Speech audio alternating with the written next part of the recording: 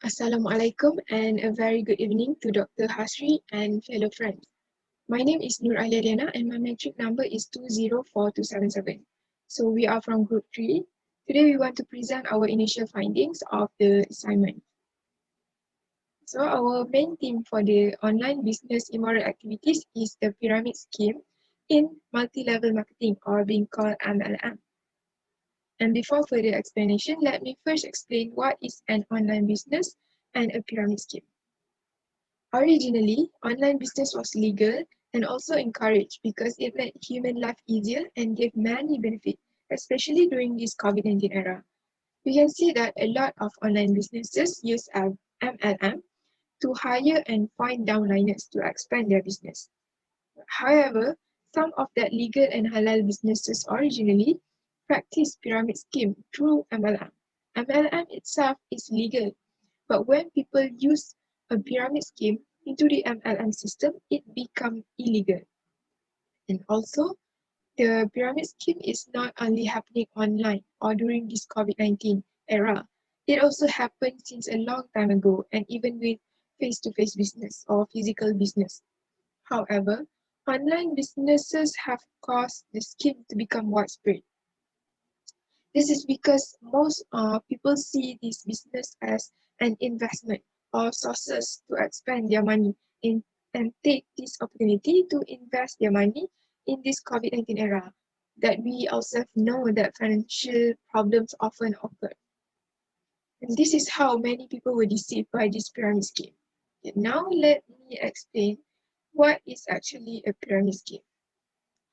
Firstly, pyramid schemes are fraudulent systems and are a scam. Usually, pyramid scheme recruit members at group presentation, social media, internet advertising, company websites, YouTube videos, and other means. The pyramid schemes makes profit rely solely from the new members' recruitment fees, rather than by selling the actual products or services. And if you want to join this scheme, you need to pay. This scheme works by asking new investors to make upfront payment so that they can be allowed to join the scheme. Next, there is usually no genuine product or services that is sold in a pyramid scheme. For example, what is being sold in the business is hard to value, like so-called tax services or mass licensed ebooks or online advertising on little used websites. And it is also usually being sold among the scheme, not for people outside the scheme. Next, they always promise high return in a short period of time.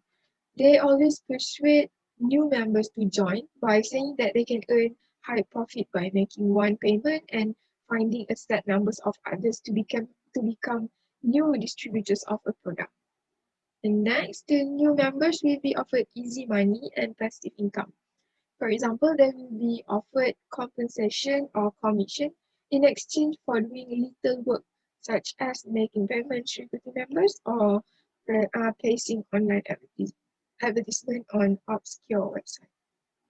So this is all the explanation about the pyramid scheme. Next, I will pass the presentation to my friend Suren to continue the presentation. Okay, now let's see how the pyramid scheme works. In a pyramid scheme, the head will recruit some other people under him.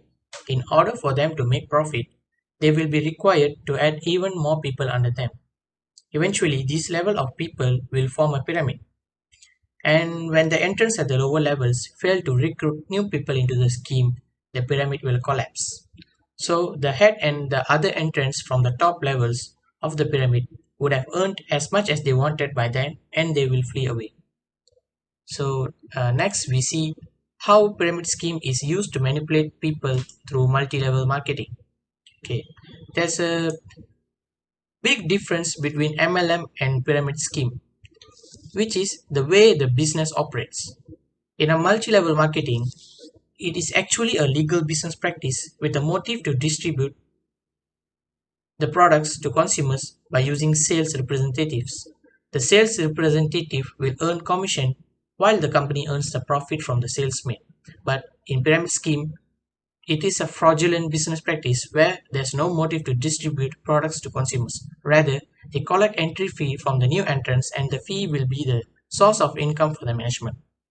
The new entrants are required to recruit as many other people as they can under them.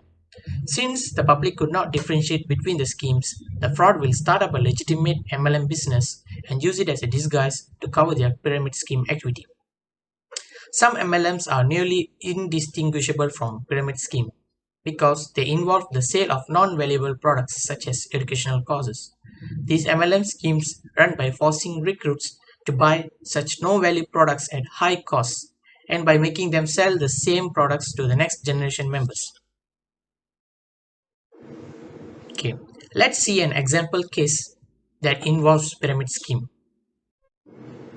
The first case is about an incident which involves a raid on multinational company by Ministry of Domestic Trade and Consumer Affairs because they were suspected regarding involvement in pyramid scheme. Asked about the modus operandi, he said a member who joined the scheme would have to find two or more investors under him and subsequently each of the new investors would have to find other two investors. Commenting further, he said if convicted an offence under Section 27B, Direct Selling and Anti-Pyramid Scheme Act 1993, a corporation, partnership and society can be fined not less than Ringgit Malaysia 1 million and not more than Ringgit Malaysia 10 million. Due to some legal issues, the company's name was kept confidential.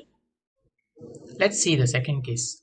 It is about a tourism syndicate based on pyramid scheme. According to the article, sources revealed that the modus operandi of the companies involved in using multi-level marketing tactics started after they managed to lure the first group to spread good news to the second, third and subsequent groups.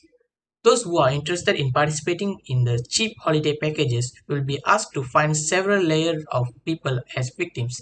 This type of scam had become the latest trend in the country's tourism industry and had resulted in thousands becoming victims as a result of being influenced by low-priced overseas tourism packages. Next, I'll be presenting about the impact of pyramid scheme.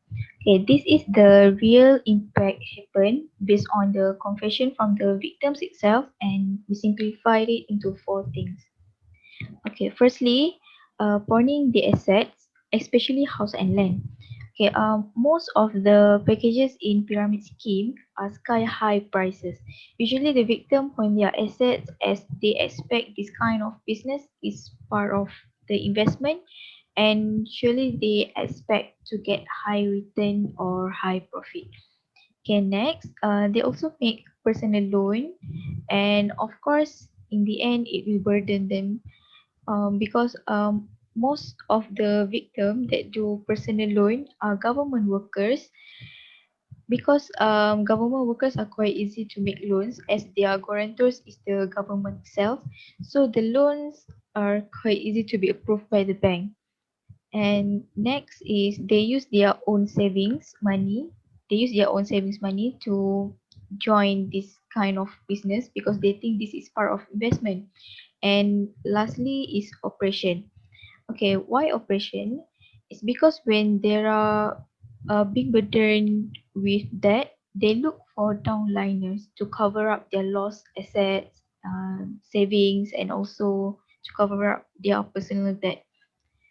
Okay, okay, this is the example of a few packages that they offer. Actually, there are some packages that are exceeding this amount, but they do not expose it for new members. Actually, they have a rank system. Okay, the higher the rank, the more expensive the amount that we need to pay to get that rank. Okay, I have seen there is a pyramid scheme that can go up to 110,000 ringgit to get the highest rank in the business. Yes. So the higher the rank, the more downlines they have, the more people will be oppressed. So that's all from me for the impact of the pyramid scheme. Thank you, Hidayah. I am Nurul Nabiha and I will continue to explain about Maqasid Sharia.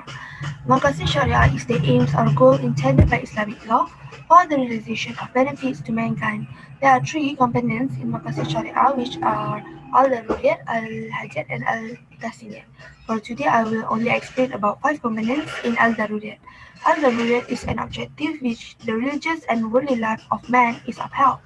If it were not there, then human life in this world would face difficulties both in the world and the hereafter. Under Al-Daruriyat, there are five important elements. Firstly, we can see is Al-Aql. Al-Aql, which bring the meanings of intellectual or knowledge. So, as a human, as a Muslim, we have to gain as much as knowledge as we can to help ourselves in the future. Next is Ad-Din. Ad-Din is religion, and I believe that every religion has provided their own rules that must be followed by their believers. And I also believe that each and every religion in this world will encourage their believers to do good things and avoid bad things. Furthermore, is Al-Mal. Al-Mal means wealth. Islam has provided a way for Muslims to always seek sustenance using the blessing that we have been given by Allah subhanahu wa ta'ala. We also need to take care of our property from any elements that will forbid the sustenance that will distribute or share with our family. Next is announce, which brings the meaning of our life, our life. That every religion in the Asia strictly forbids its adherents to commit suicide. Imagine if suicide is allowed, then of course there are already many people who have died due to suicide. Last but not least is anas, which means we have to take care of our lineage. So next slide. I will briefly talk about the effects of Maqasid Sharia in our daily life. First, we can see that Ad-Din is playing important roles to maintain the purity of Islam and religious belief, while An-Nafs ensure the safety of life and body of humans in this world. Al-Aql will ensure the purity of mind and sanity of intellect. Next is we can see An-Nafs for lineage will guarantee self-respect and dignity of our family. Last but not least is Al-Mal. For your wealth will guarantee property on and ownership. Sorry. Al-Mal for your wealth will guarantee property ownership and control for your wealth. That's all from me. I will pass to the next presenter. Okay, thank you, Nabiha. So now I would like to explain how Makasid Sharia can be a great solution to the issue of the pyramid scheme. So first and foremost, from the implementation of the component called Hifz ad-Din, we can find that Islam guides us to always refrain from doing things that are contrary to religious teachings, such as disbelief or heresy. So the importance of Islam carried by this concept is the most preferred after all, because the implementation begins with the establishments of the pillars and laws of Islam in human life and existence. Thus, by carrying this concept, Muslims should maintain the great image of Islam by helping fellow human beings and prevent fraud among Muslims, as happens from this issue. So next is hifz an-nafs, which Islam attaches importance to human beings to take care of their lives after maintaining the purity of religions. So in the present area, the legal action that has been imposed able to make sure this concept applied well in daily life to avoid such bad things. So pyramid schemes are business ventures that often trigger elements of fraud that cause losses to some parties. Some individuals like this tends to choose to end their lives in some kind of ways. So the prohibitions in Islam to commit suicide helps those who feel hopeless after being deceived and return to Allah for help. Okay, so for the next slide,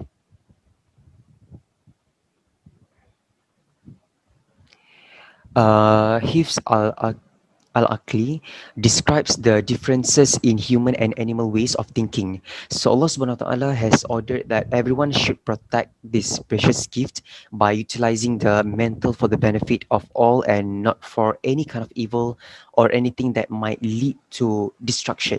So in order to achieve this goal, Islam has given the freedom to its followers to express their views and tolerate the differences in views and opinions.